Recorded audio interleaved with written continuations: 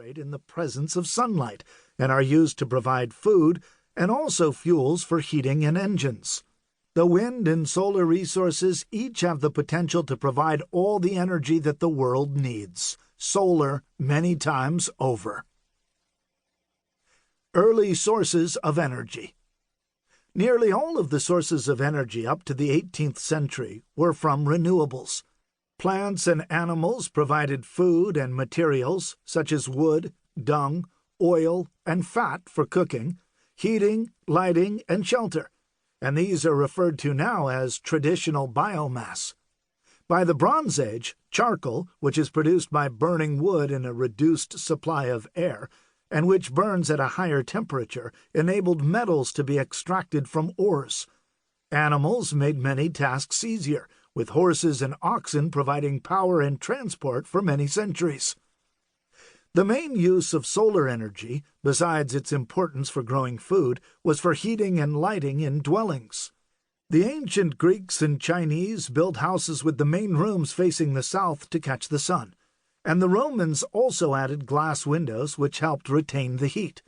In hot, dry climates, houses tended to be built with very thick walls to keep out the heat during the day and to provide warmth at night.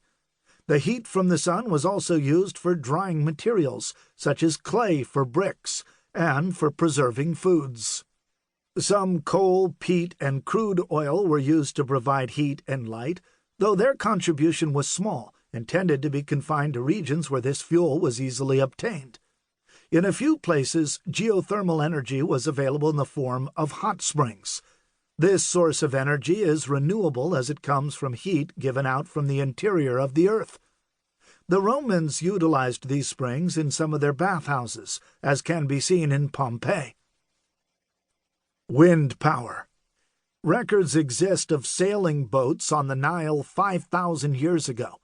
Early sailing ships had a single mast with a square sail, and were propelled along by their sail when there was a following wind. But these ships could also travel obliquely into the wind by angling their sail to just catch the wind. The sail curved, and the wind created a pressure difference across it that pushed the sail in a direction perpendicular to that of the wind, just as the air flowing over an aircraft wing gives lift. Early Mediterranean galleons, such as the Roman trireme, combined oars and sails, as did the Viking ships, but most merchant vessels were sailing ships. Triangular sails called lateen sails that evolved as a simpler and cheaper alternative to square-rigged sails became well established in the 5th century and also allowed ships to tack into the wind. Figure 1. Sailing ships opened up sea trade all over the world and evolved into multi-mast vessels with both square and lateen sails, which could travel great distances at some speed. The T-clippers in the mid-19th century could travel at over 15 knots, 28 kilometers per hour, and average about half that speed, similar to the speeds of modern racing yachts.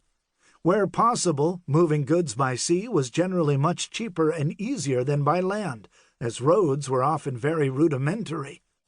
The first recorded use of wind power on land was in the 10th century in Persia, where vertical axis windmills were used to pump water and grind grain. Similar windmills were used in China and may have developed there first. These machines were less efficient than the horizontal axis windmills that first appeared in Europe, in England, France, and Holland around the 12th century. Such windmills spread rapidly eastward in Europe in the 13th century, often initially in places without access to water mills. They were used mainly for grinding grain, pumping water, and sawing wood. The first mills were mounted on posts and could be manually turned to face the oncoming wind.